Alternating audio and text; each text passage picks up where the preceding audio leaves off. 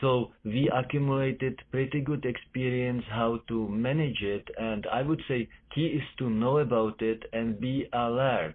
So what we usually learn that, for example, that capillary leak can happen when patient is finishes all 5 days of infusion. So that's why we have system where nurse call patient takes daily weights, and if doesn't develop any swelling and very stable, there is no capillary leak. Usually problems happen that patient goes home, doesn't know too much what to follow, develop a significant capillary leak, blood pressure goes down, and patient end up at ICU.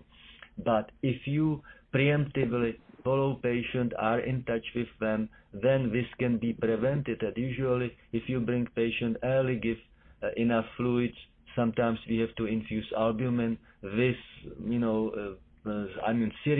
serious problems can be prevented.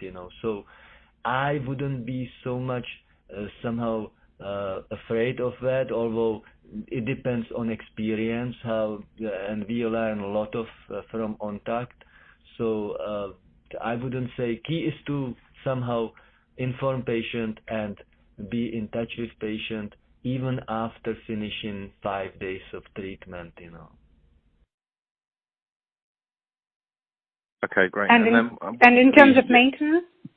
Yeah. Maintenance, obviously, I would say, I think this phase 2 study allows patients who responded and obviously do not want transplant, they can continue indefinitely. So hopefully we will have some data about obviously safety also in long-term administration, but I would probably, in these patients, I wouldn't hesitate to use it continuously, because if they don't have any toxicity, unless I get data that after stopping treatment someone can be cured, and that we learn these things, for example, in CML patients after many, many years of continuous therapy, that some of them can be, or maybe 30, 40, or some people say even 50% may stay without recurrent disease. So we don't know in this disease what can happen if you keep patient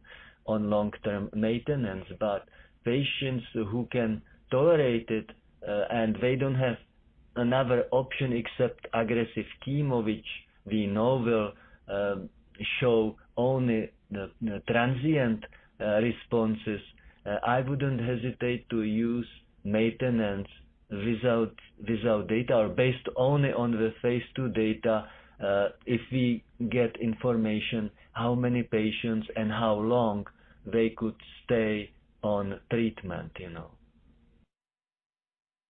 And could you help me to understand the optimal sequence that you're thinking about? Is it, for example, ideal scenario, you will use SL401 in the first line, then transplant, stem cell transplant, and then maintenance, or? Yeah, this is very good question. I tell you, we don't know.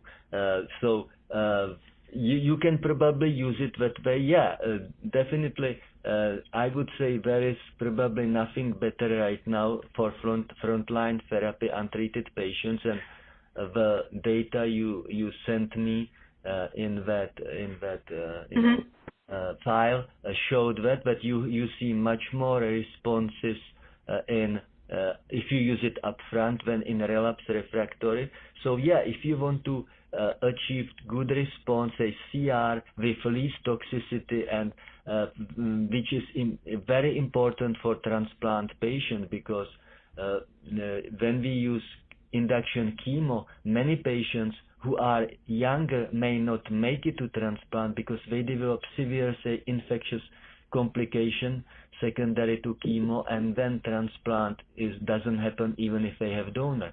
So if you have something what has low toxicity and high response rate with high CR rate, then that patient goes to transplant relatively without any organ toxicity. So these patients do definitely better, and they have better performance status. So I would use it, and obviously if patient responded, you could use it post-transplant as a maintenance. I don't remember any patients